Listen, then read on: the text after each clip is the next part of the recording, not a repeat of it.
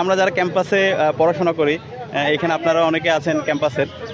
আমাদের সাধারণত এই সময়ে বাড়িতে আমাদের আব্বা আম্মা আমাদের ভাই বোনদের সাথে বসে ইফতার করার কথা, কিন্তু আমরা ক্যাম্পাসে থাকার কারণে আমরা ইফতার সেহরিগুলো মিস করি এবং অনেক ক্ষেত্রে আমাদের অনেক কষ্টের মধ্যে দিয়ে যেতে হয়। অথবা আমাদের যে ইফতারগুলো হয় একসাথে ইফতার সন্ধ্যার সময়, তো অনেক ক্ষেত্রে অনেক শিক্ষার্থীর পরীক্ষা থাকে, ব্যস্ততা থাকে, যে কারণে তারা বড় বড় যে প্রোগ্রামগুলো হয় মাহফিলগুলোতে তারা উপস্থিত হতে পারে না। তো সে কারণে আমরা ইফতারের 1 থেকে 2 ঘন্টা আগেই শিক্ষার্থীদের ধারে ধারে গিয়ে আমরা ইফতার আমাদের উপহারগুলো আমরা পৌঁছে দেওয়ার চেষ্টা করছি। তো আমাদের 15ই রমজান পর্যন্ত আমাদের শিডিউল করা হয়েছে। এরপরও যদি শিক্ষার্থীরা যদি ক্যাম্পাসে থাকে তাহলে আমরা এটা জারি রাখবো ইনশাআল্লাহ। আমাদের শিক্ষার্থী ভাই বোনদের পাশে থাকতে চাই। ইসলাম ছাত্র শিবিরের প্রতিষ্ঠা লগ্ন থেকেই শিক্ষার্থীদের পাশে ছিল।